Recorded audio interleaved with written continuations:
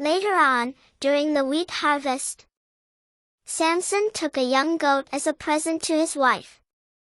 He said, "I'm going into my wife's room to sleep with her." But her father wouldn't let him in. He said, "I truly thought you must hate her, so I gave her in marriage to your best man. Look, her younger sister is even prettier. Marry her instead." Samson roared in anger. "This time, you cannot blame me for what I am going to do to you Philistines." Catching 300 foxes, he tied their tails together in pairs and fastened a torch to each pair of tails. Then he set fire to the torches and turned the foxes loose in the Philistine wheat fields.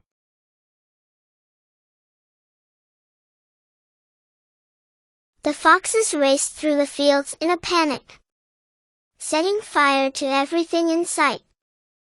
All the wheat, including the sheaves and uncut grain, was burned to the ground. Samson also destroyed their vineyards and olive groves. When the Philistines learned all that Samson had done, they shouted, "This is his father-in-law's fault, because he had given Samson's wife to another man." They found Samson's bride and her father and burned them to death. This made Samson even angrier than before. Samson told them, "I swear that I won't stop until I pay you back." He attacked them in revenge and killed many of them.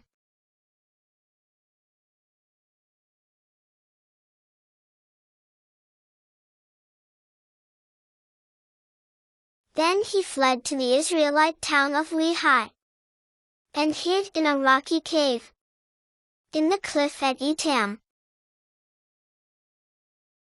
The Philistines retaliated by setting up camp in Judah and attacking the town of Lehi.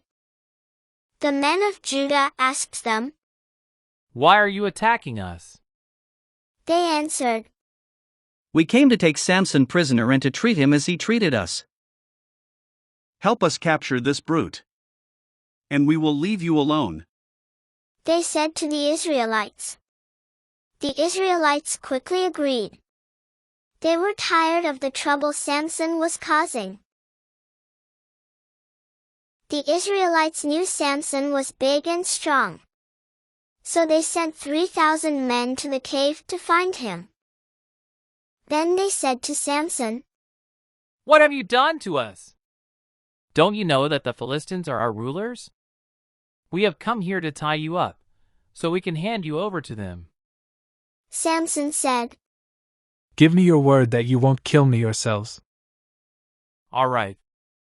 They said, We are only going to tie you up and hand you over to the Philistines. We won't kill you." So they tied him up with 2 new ropes and marched him back to Lehi. When he got to Lehi, the Philistines came shouting in triumph.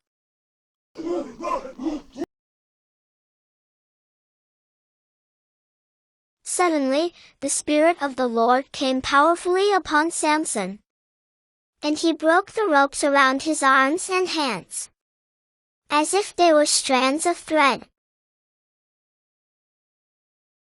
Then he found a donkey jawbone lying on the road, and used it to kill 1,000 soldiers.